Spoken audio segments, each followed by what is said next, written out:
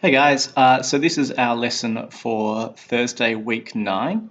And this week we're going to be having a look at a few relations. Now, a few weeks back, you would have remembered we talked about relations and functions, namely that a function is, or a relation is where we relate in some way the values x and y. So if you can prove that x is related to y in some way, then it is called a relation. And functions are a subset of relations. So a function is written usually in the form f of x equals something, usually all in the terms of x. And the special thing about a function was that if you put in a certain value of x, there is only one value of y that can come out of that. So that was the special thing about a function.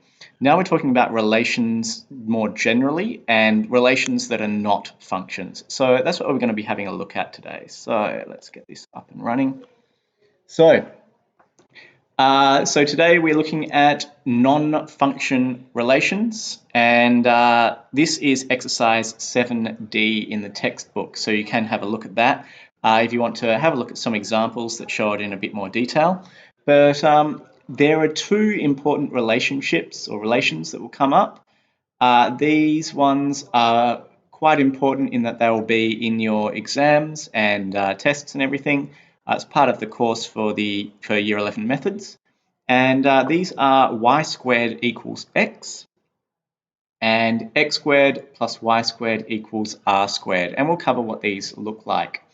Now this first one, y squared equals x, is very similar to our quadratic that we're very familiar with, y equals x squared, except the x and the y have been transposed. So instead of y equals x squared, we've got x equals y squared. So we just swap the two of them around. That's basically all we've done there. And what that does is it puts the graph on its side, like we've got in this picture here. Now, this one fails the vertical line test. The vertical line test is the test to see whether something is a function. If you can draw a vertical line, then it must pass through the function at most once. It can pass through it 0 times, it can pass through it once, but it cannot pass through it more than once. So I can draw a vertical line here that passes through the line. It passes through the line of this twice. So this is not a function. We generally refer to this as just being a relation. But just bear in mind that when we call something a relation, a function is a form of relation. But this is a relation that is not in fact a function. So just got to be careful with our terminology for that. So that is our typical, or that's basically our quadratic on its side. And that's our first one. I will come back to that a little bit later on, but this one's not too hard to get the hang of. And in fact, what we can do is if we wanted to get it in the form y equals something, like it was a form of f of x equals something, if we wanted to get y on its own, what we would need to do is we would take y squared equals x. We want to get it on its own, so we take the square root of both sides. We get y equals the square root of x. And we have seen our function y equals the square root of x before. Let's clear this one. So y equals the square root of x. And if I draw the graph of that, this is pretty much the same thing, but because this is in function form, it doesn't show both sides of it. I could do, or if I put in, where is it? If I now put in the actual function, y squared equals x, and drew that one in, this should be right on the top of our other one. Yeah, it is right there. So it's the exact same line, it's just it's been duplicated on the top and the bottom. So it's not a function because it fails this vertical line test. It is a relation, or just a relation, not a function and a relation at the same time. So that's our one there. And now the second graph, this x squared plus y squared equals r squared, is actually the graph for a circle. So it resembles Pythagoras' formula, a squared plus b squared equals c squared, but it was x squared plus y squared equals r squared. So if I was to take any x coordinate, any y, so basically let's get this as straighter lines. Here we are.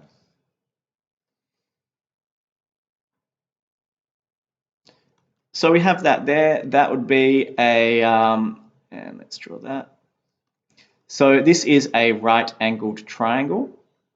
And our x coordinate is that one there. Our y coordinate is that distance there. X squared plus y squared is going to be equal to the radius there. So we do have our fairly basic x squared plus y squared equals r squared. For that, this is the equation of a circle. So that just illustrates how x squared plus y squared equals r squared. And we've got to remember that the r component is actually squared. So if I wanted to do a circle of radius, let's say I want to do a circle of radius 3, I would need to do x squared plus y squared equals 9 because I need to do that squared. And if I put that in here, there is my circle with a radius of 3. So we can see that quite straightforwardly in there. Okay, so x squared plus y squared equal to 9. That solved that one there, and that's our general form of it. Now, yesterday or in the last lesson, we looked at transformations, and this circle can be transformed as well. Now, an important thing to remember is that relations are not functions, or not necessarily functions.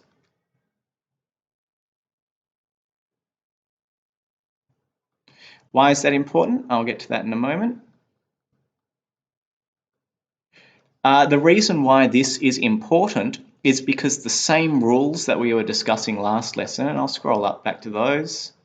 So the same rules we were discussing last lesson for translating up, down, left, right, multiplying, they may not apply in the same way to our circle as they did to our, they may not apply in the same way to our circle as they did for our standard graph. And in fact, we can move it up, down, left, or right. So if we moved it up or to the right, to move it up or to the right, we need to subtract a number from x or y.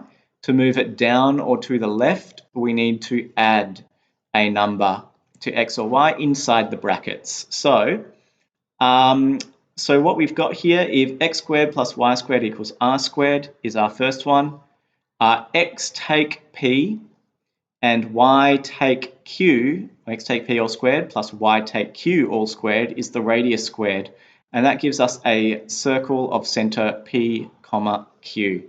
And let's give that a shot in here. So I'm going to change my equation. Let's say we wanted to shift it to the right by 3. And let's say we now wanted to shift it down by 4. So I've added to shift down and I've subtracted to shift to the right. I'm going to put that one in there. And there we go. Now the center of this is at 3 across and 4 down. So that's where we've got the center of our circle there. And it's still got our radius of 3 as we expect. So you'll need to be able to work out the radius of a circle from its graph. And that's by finding the center, working out its radius, and then you'll be able to find out the equation in this form. Remember that our coordinates are both being subtracted here. This coordinate's being subtracted, that one is being subtracted. We don't have the case with a function where adding actually moved up and adding outside the brackets moved up and adding inside the brackets moved to the left. Here, in both cases, it does the opposite of what you would expect. So we just got to be careful with that. So that's our circle with center P, comma Q, radius R. So now we can look at what it looks like when our circle is expanded, because we're going to need to expand these. Now this is the perfect square expansion, so we should be pretty good at expanding these ones without needing too much help. That's going to be x squared That's x times p times 2, so that's going to be take 2px. P times p is p squared, even if one of them is negative, even if the p is negative rather. And then it's going to be y squared take 2qy plus q squared equals r squared. So that is our expanded form. And in fact, what I'm going to do is, because p is generally going to be a constant number and q is going to generally be a constant number, I'm going to move them over to the other side. And I'm going to rewrite this, and this is the easier one to work with.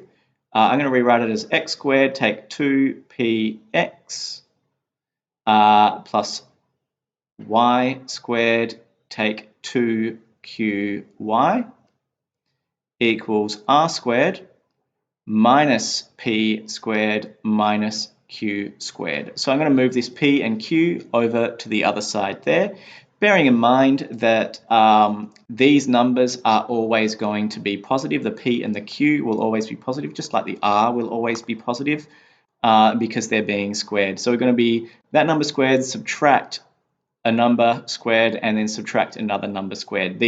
Everything here, these are always going to end up being positive because they're being squared. So we're going to be subtracting numbers in both these cases. So, and so what we generally have, if I narrow this down to what it looks like, any equation of the form x squared plus ax plus y squared plus by equals c, any equation of that form where we've got some coefficient of our first number, some coefficient of the singular x, some coefficient of the singular y, and both the x squared and y squared have a coefficient of 1. Any constants can all be grouped together no matter where they are, so we're just going to call that C over there. So any equation of that form will represent a circle. It will have a center of, so that's going to be a, or negative a divided by 2, negative b divided by 2. So that's where its center is going to be, whatever the coefficient of these two are, divided by negative of 2. And the radius, once we work out what those are, we work out what P and Q are. So the radius will be the square root of C take A on 2 all squared take B on 2 all squared. Or we could think of it as the square root of, if we know what our coordinates are, or for the center, it'll be r squared take p squared take q squared. So, just a moment. So yeah, that looks about right. So just a moment. I think I've gotten that slightly wrong actually, because what we'll end up with, let's just have a look at, so C will be equal to r squared take p squared take q squared. Oh yeah, so that's what it's going to be. It's going to be C plus p squared plus q squared actually equals r squared. So we take the square root of that. So the radius is going to be the square root of C plus p squared plus q squared. So I just had to rearrange that a little. These are being added instead of being subtracted. So sorry about that little mix-up. Because C is equal to because C was equal to r squared take p squared take q squared, by looking at what's on the right side, the radius will be that. So just make sure you're getting the proper one of that down. It is the square root of C plus p squared plus q squared. That'll be a nice little formula that we can use to be able to get these worked out. Make sure you've got those in your notes, these sorts of equations and the expanded form of that. Make sure you understand what it is. There'll be more chances to practice these in the future though. So we're just going to have a look at some questions now. So some of these equations represent circles, and you should remember what I said about what a circle formula looks like. So if we've got x squared plus ax plus y squared plus by equals a constant of some kind, then it will end up being a circle. And it doesn't matter, but basically the only things that really matter is that we've got coefficients of 1 for both our x squared terms. Remember that this coefficient here could be 0, this one could also be 0, so they may not appear in the final equation. And this could be cancelled out as well, so that may not appear. Actually, no, that would need to be, I believe, oh no, that could be a negative number. So yeah, that could be 0 as well. So basically, we would expect to see the equation to basically have a unit there, and these bits may or may not appear in the final answer, and it may equal some constant as well, or it should be equal to something, whether it's 1 or 0 or whatever else. So, does this represent a circle? We've got x squared plus y squared, take 2x plus 4y equals 6. Yep, so that is definitely in the correct form. It's got x squared and y squared, 2x and 4y. Now this would be a circle with center 1, negative 2. And then what we want to do is we want to do, if I do 6 plus, and that's 1 squared plus 2 squared equals 11. So the radius will end up being the square root of 11 for that particular circle. Let's just throw that in here, and that will be x squared plus y squared, take 2x plus 4y equals 6. And I'm going to throw that into here. So yep, and looking at that, it's got the center at 1, negative 2, as we expect. This looks like it is a radius of 3 and a bit, and let's just find out in decimal what the square root of 11 is. And where are we? Oops, not complex, decimal. So the square root of 11 is 3 and a bit, like we expected. So this looks like it is correct. Now it's not asking us to do all this stuff in this particular equation, but I was just showing that our formula here for what we're doing is correct. So I did c plus our x coordinate all squared plus our y coordinate all squared of this central point, and then I did the square root of that to find out what the radius was. So that was that one. This one here, now our first hint is that we have 2 multiplied by the x squared. So this is not a circle, and I can throw it into my calculator. 2x squared plus y squared, take 3x. I believe this will look a bit like an ellipse more than a circle. 8y plus 10 equals 0. The only thing that makes it not a circle is that 2 at the front. So yeah, that is not a circle, that is more of an ellipse. If I did take off the 2 at the front, I would expect this to look like a circle. There we are. So that is a circle when I take the 2 off the front. And even though it's not quite in the right form, remember we can always just move this 10 over there to become negative 10, and it would be in the same form as we've got up here. Okay, so this one is not a circle. X squared plus y squared equals 6. This is absolutely a circle. It just doesn't happen to have the other terms. It's very close to the other ones.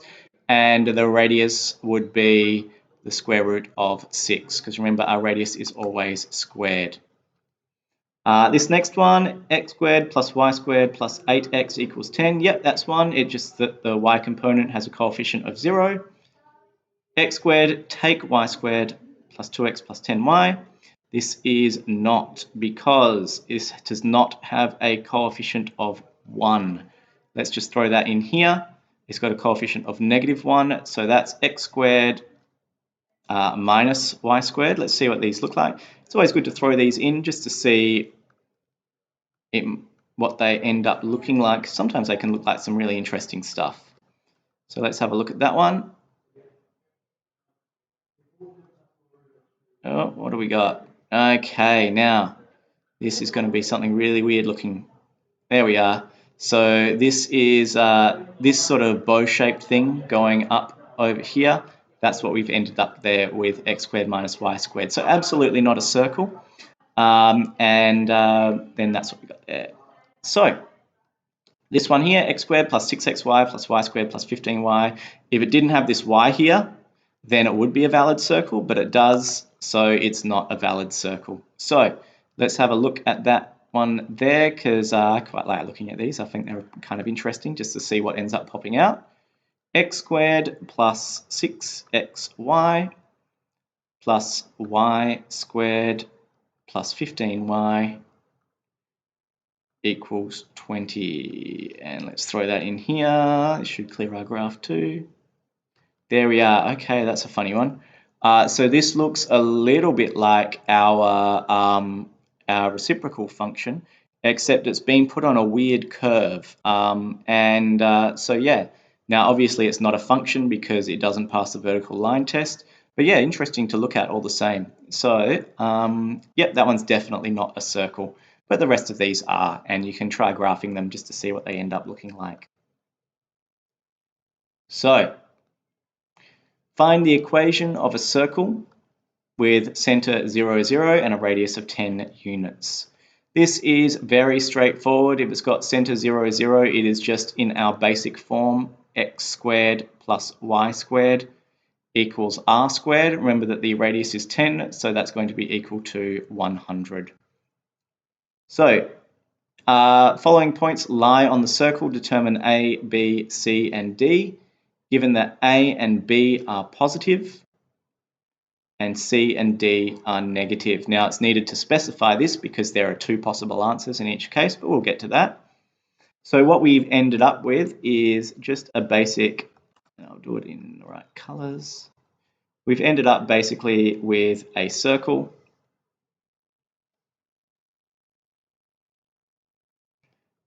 Close enough to a circle. We've ended up with a circle basically like that. So if point A was at -6 or thereabout there, what's A? Point A is there. So A we know is positive, so it's going to be at this point here. So what is the A going to be? Now we've been given an X value, -6. So -6 squared is 36 plus Y squared equals 100. We should be able to rearrange that. That's just going to be 100 take 36, which is 64. There we are. So y squared equals 64, so y is equal to 8. That's kind of what we expect because this is just a 3, 4, 5 triangle.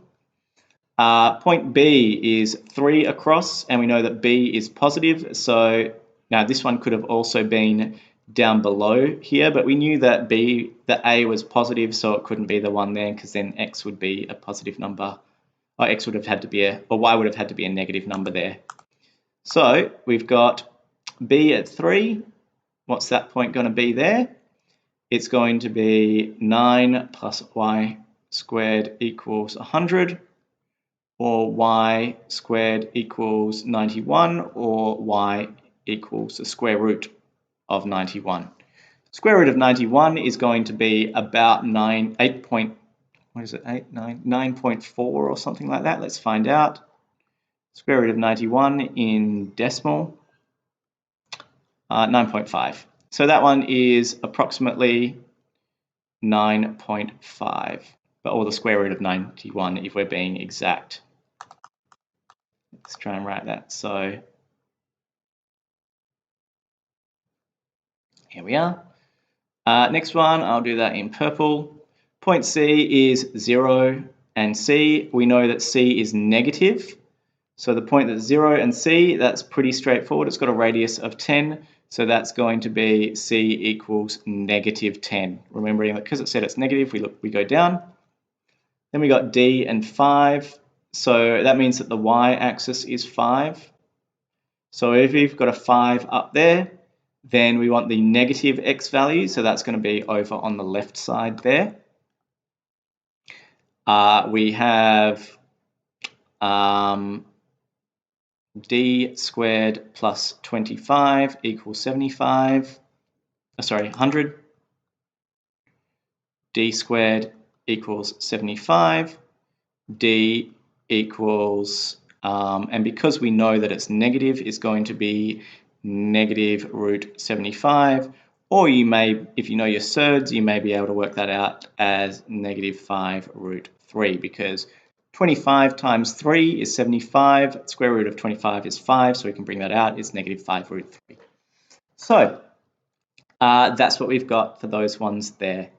Now that's this is all really just applied Pythagoras is one way we can think of it. So it's just sort of thinking about Pythagoras in a slightly different way. Okay, so that's that one there. If we're finding the equations of these circles and putting them in this form, basically what we've got to do, you've got a center 2, 3, and radius 5. I'm only going to do A and D for these ones. So I would encourage you to do the rest yourself. They're not too difficult. If it's got a center of 2 and 3, that's going to be x take 2 all squared. Remember, we're inverting both of these. Plus y plus 3 all squared. And remember that that's going to be the radius squared, so it's going to be 25. Center of 1, negative 1, negative 1, that's going to be x plus 1 all squared plus y plus 1 all squared equals 36. These are pretty straightforward. You've just got to make sure that you are squaring the answer over there, and that these are being made negative to fit in with the formula for our circle there. Okay. And now we've got it in the other form. Again, I will do it in, I'm going to do it in the, in this form, I'm going to do A and D. Have a look at B and C yourselves. If it's got center 3, 5, we want it in this form. We could write out the whole thing, x, in fact that should be x take 3 all squared plus y take 5 all squared equals 25. If we expand that, we get x squared take 6x plus 9 plus y squared take 10y, sorry,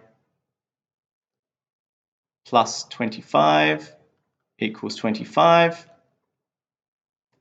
So we subtract off the 25 and the 9, so we end up with negative 9 on that side.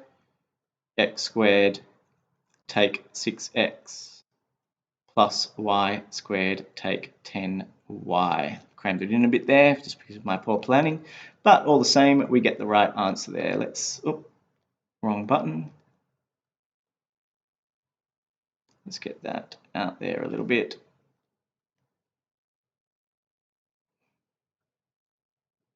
And it's totally okay to be equal to a negative number on the other side. So let's have a look at this one, and we'll try and take a shortcut for this one now. Center is 3 and 8, so that's going to be x squared. We double that and make it negative, so take 6x plus y squared, double that and make it negative. That is going to be take 16y. And just to look back up here, we square this, so that's going to be 2 times 2 is 4, negative 7, or root 7 squared is 7, 4 times 7 is 28, and what else have we got on that far side? It's going to be 28, take p squared, take q squared, so that's going to be 28 take, what have we got? P squared, that's 3 squared. 28 take 9 take 64. I'm just going to do this in the calculator because I'm lazy. 28 take 9 take 64, negative 45. So let's try that, just to make sure that I've done the right thing. X squared take 6x plus y squared take 16y. I could have easily made a mistake, but we will find out, equals negative 45. We would expect this to be, and there's the circle there, and I'll zoom in.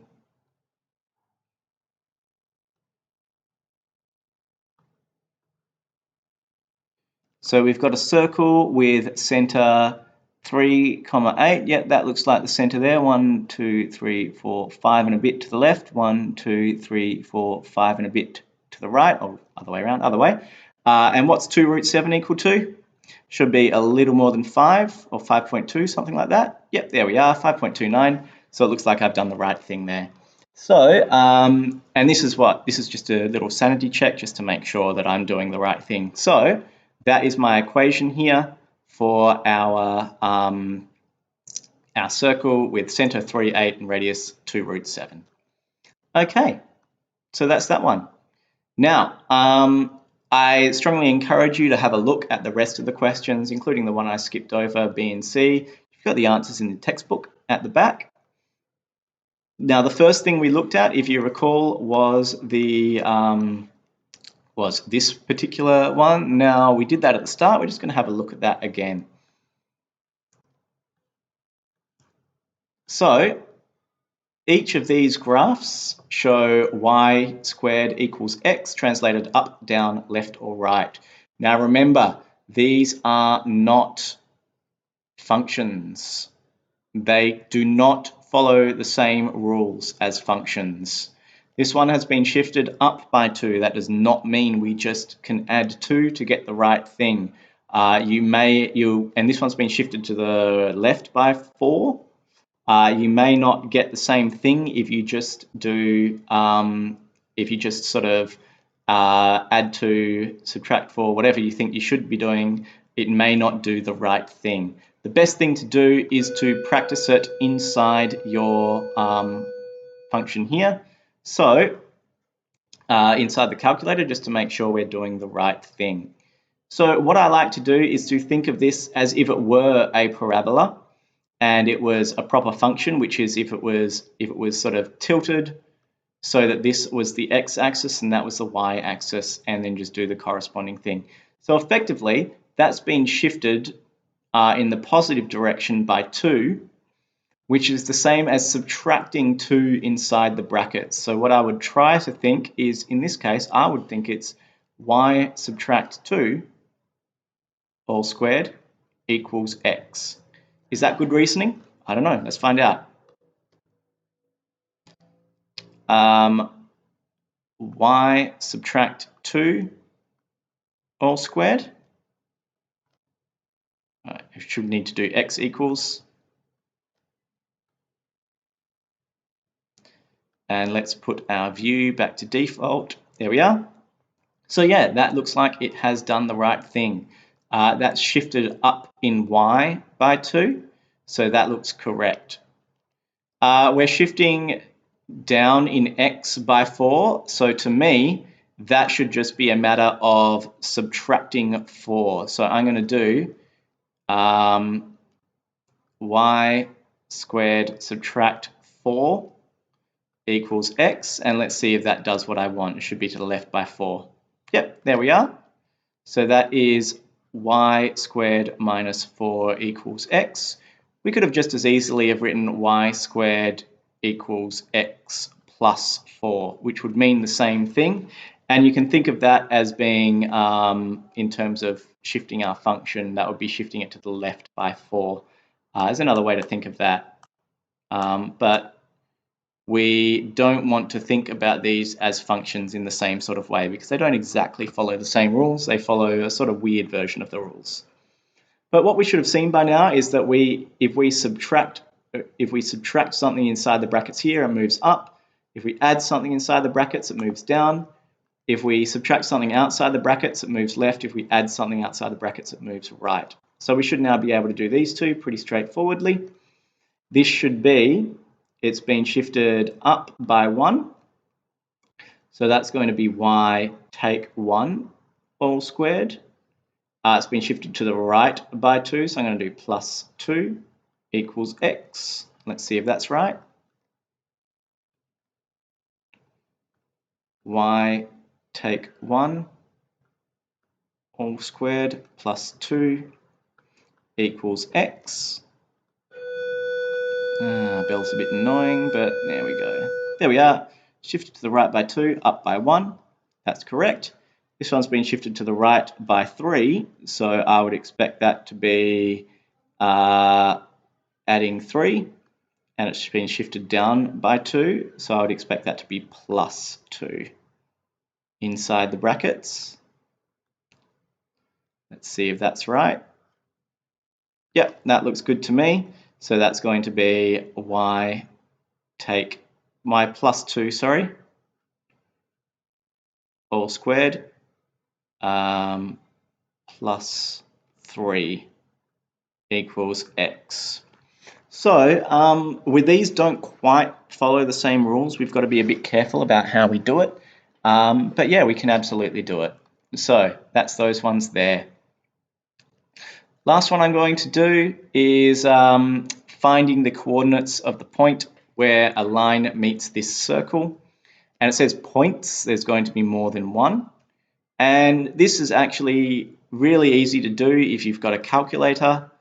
X minus 4 all squared plus y minus 2 all squared equals 25. That's our first line. Our second line is y equals x minus 3. Let's just draw these. That's that one. Here's my second one. Where does it meet? I do an intersection. I go G-solve. Where is it? Oh, I can't do intersection. But we can see by inspection, what have we got here? So it intercepts, or it seems to intercept at 1, negative 2 and 8, 5. Now, if we didn't get as clean a result as is obvious here, we could actually solve it as a simultaneous equation. So what I want to find is the values of x and y such that these two are equal to the same thing. I'm solving it for x and y. And it's got these coordinates here. It's 1 and negative 2 or 8 and 5, pretty much as I've got it over there too. So we can use our simultaneous equation solver to do this because finding the intersections of lines is literally the same as finding the solutions of these simultaneous equations. And you should be able to use your simultaneous equation solver in these sorts of things. If we were trying to solve this without using a calculator, we would need to write our own simultaneous equation and solve it. But I would be I would not expect you to get these kinds of equations or these kinds of questions in a calculator-free section. But you can still solve it if you do get them. So that's that. Have a look at the rest of Chapter 7D. And if you have not understood or had a bit of trouble with it, there are more extensive notes on these in the Chapter 7 work. And you can find some written examples, things like that. None of these questions or all of these questions, the answers to them are addressed in one form or another in the examples before each exercise. So you're welcome to have a look through the book and interpret it from there as well. But hopefully this has been helpful for you. Now I'm going to be setting up something for us to do, or tomorrow we're going to be doing just basically revision.